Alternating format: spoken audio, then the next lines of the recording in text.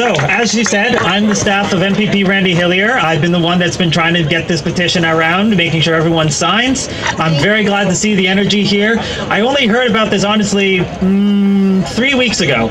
And when I saw everyone getting involved and Randy heard about it, he was like, we got to get going. We got to get this moving, because the only way that we can change and end this lockdown is together. Yes. There's nothing that we can't do if we're not unified in a single cause under a single banner to end this lockdown. So I want to thank everyone from Fearless Ontario, fearlessontario.ca. Get on all their social media, get involved, volunteer, get a free water from their booth. The more that we come, the more that we get our families here, our communities, the quicker this will change. It doesn't matter if they decide to end the lockdown tomorrow. There's still more work to be done. Randy is going to be fighting for you guys. He knows that this has to stop. His riding is hurting. All our ridings are hurting. It is time we take a stand. Thank you very much. Be sure to get this petition signed. Visit fearlessontario.ca, randyhilliermpp.ca, and thank you. End the lockdown. Why? Because enough is enough. I hear you. Enough is enough. I still can't hear you. Enough is enough. Next, I'd like to introduce somebody who I actually saw a few posts on social media. You guys might have seen them yourself. His name is Dustin. You might recognize him. And he's going to come up and say a few words himself right now with his beautiful little daughters. Hi, how's everybody doing? Not much of a public speaker here, but I got something to say and it needs to be said. So I worked for a construction company, and I worked there for 15 years since I was 15 years old.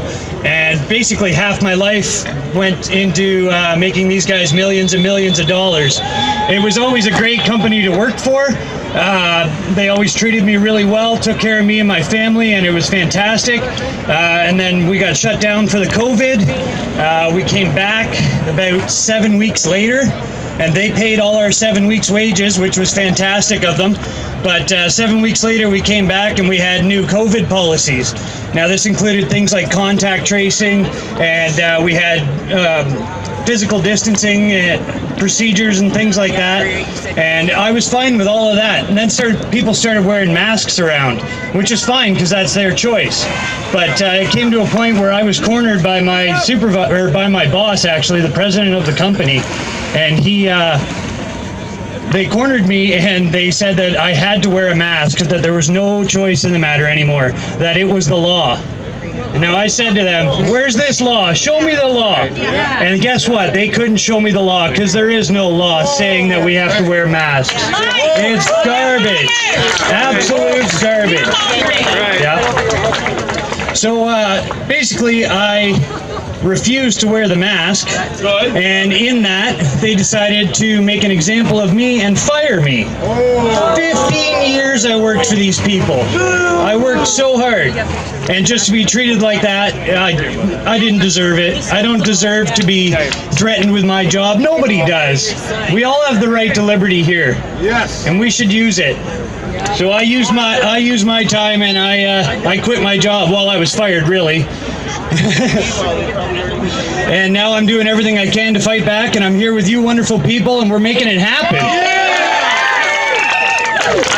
And it's all about these kids, because it's their future we're fighting for, not just ours. Children's mental health. Right. Okay, socialization is essential. Absolutely. All right, thanks, guys. Look at his wonderful, beautiful little daughters over here with their signs. I love little activists. You guys are my favorite kind of people. Look at these little activists. Big round of applause.